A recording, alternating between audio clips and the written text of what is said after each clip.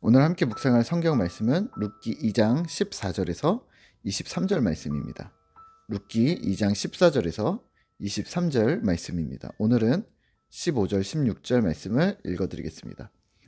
룻이 이삭을 주우러 일어날 때에 보아스가 자기 소년들에게 명령하여 이르되 그에게 곡식단 사이에서 줍게 하고 책망하지 말며 또 그를 위하여 곡식 다발에서 조금씩 뽑아 버려서 그에게 줍게 하고 꾸짖지 말라 하니라.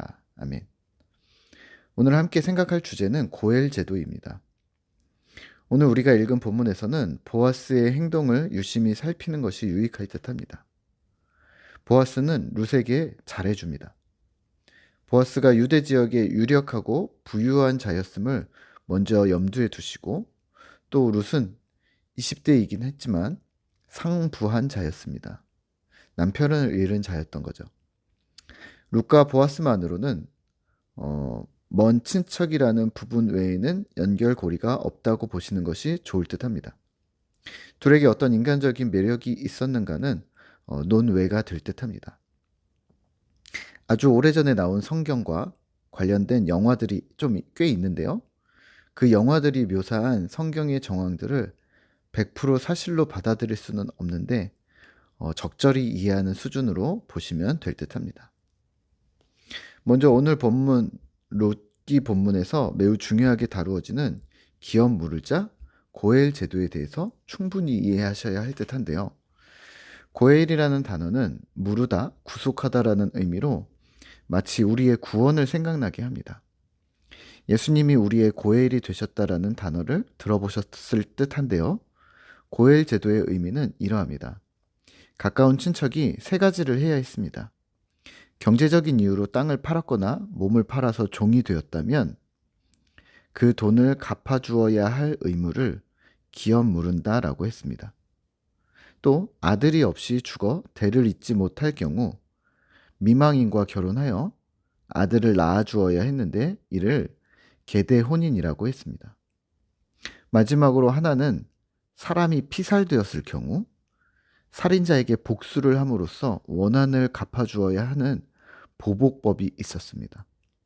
그러니까 고엘, 기업 물을 자가 되기 위해서는 돈이 있어야 됐고 군사적인 힘이 있어야 했고 재혼을 하여서 자녀를 낳아줄 뿐만 아니라 그 가족들을 책임져야 하는 부양의 의무가 있었던 것이죠.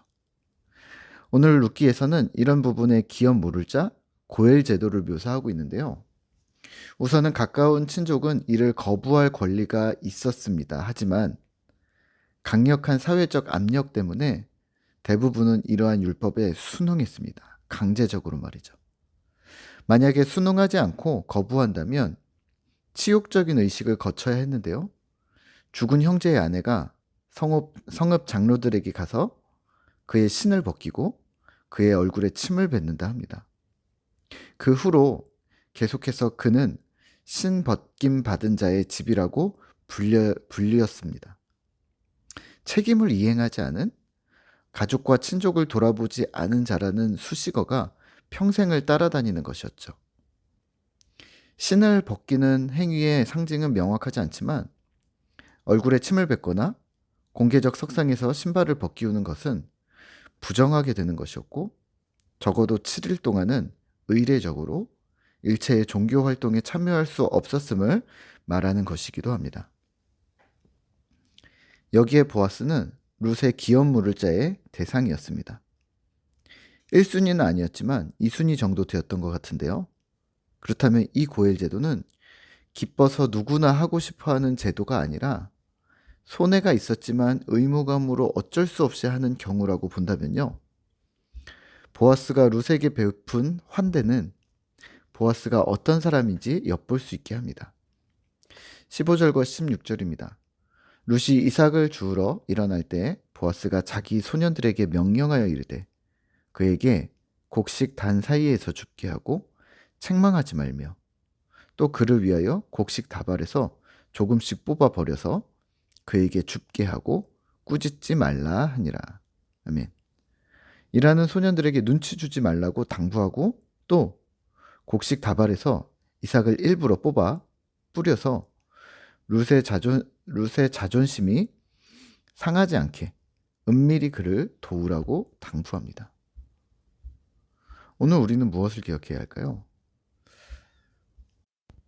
보아스의 환대와 기업 물을 자로서의 위치를 기억하시면 좋을 듯합니다.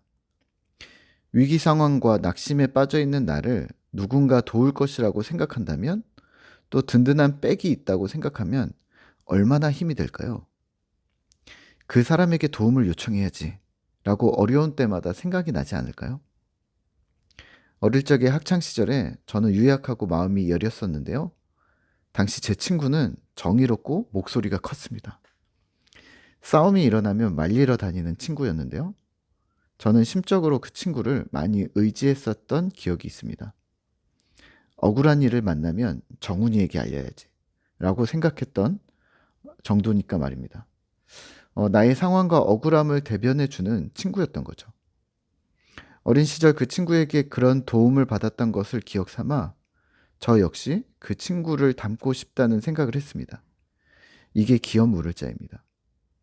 기업 물을 자, 당사자가 좋아할지 싫어할지 그 속내까지는 모르겠지만 기업이 물리는 후견인이 있는 그 개인과 가족은 너무 힘이 되는 것이죠. 보아스는 룻과 나옴이라는 가정에게 엄청 든든한 백이었던 것이죠. 예수님 역시 그와 같습니다. 구원자, 기업 물을 자, 고엘 제도라는 측면이 이러합니다. 도저히 빠져나올 수 없는 절망의 상태에서 구원하는 구원자, 기업을 무르는 자가 바로 예수 그리스도이십니다. 그러면 오늘 우리는 무엇을 행해야 할까요? 네, 세상을 향한 기업 물을 자가 되셔야 합니다.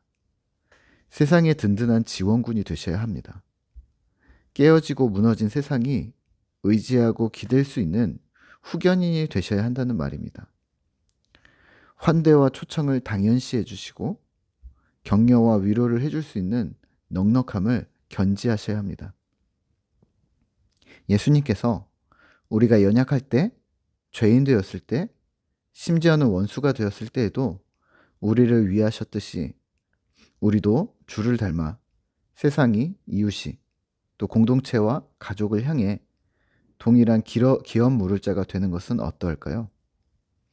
보아스에게 주어진 실력이 은혜임을 기억하고 자원하여 기꺼이 기업 물을 자가 되었듯이 오늘 우리에게 주신 실력인 평안과 부요함, 믿음의 크기와 세상을 향한 실력 등등의 수많은 것들이 주님 은혜임을 기억하시면서 그 은혜에 합당하게 반응하는 신실한 신자 되시기를 기도합니다.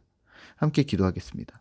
하나님 감사합니다. 오늘 우리가 세상을 향한 기업 물을 자, 또 우리의 진정한 고엘이 되셨던 예수 그리스도를 기억합니다. 하나님, 우리의 든든한 지원군이 되셨던 예수님을 기억하며 주님을 찬양하고 기뻐하며 또 주님 닮아 우리가 세상을 향한 든든한 지원군이 되어지고 깨어진 세상을 회복시키고 일으키는 일들을 감당하는 우리 신실한 꿈터 성도 되어지도록 은혜를 더하여 주시옵소서. 오늘도 우리가 만나는 사람들, 상황들 속에서 또 우리가 맞닥뜨리던 모든 상황들 속에서 여전히 우리가 이 세상을 사랑하고 품어주는 일들을 꾸준히 해 나갈 수 있도록 우리에게 넉넉함과 힘을 더하여 주시옵소서. 오늘도 우리 가운데 함께 하시는 주님을 기억합니다. 예수님의 이름으로 기도드립니다. 아멘.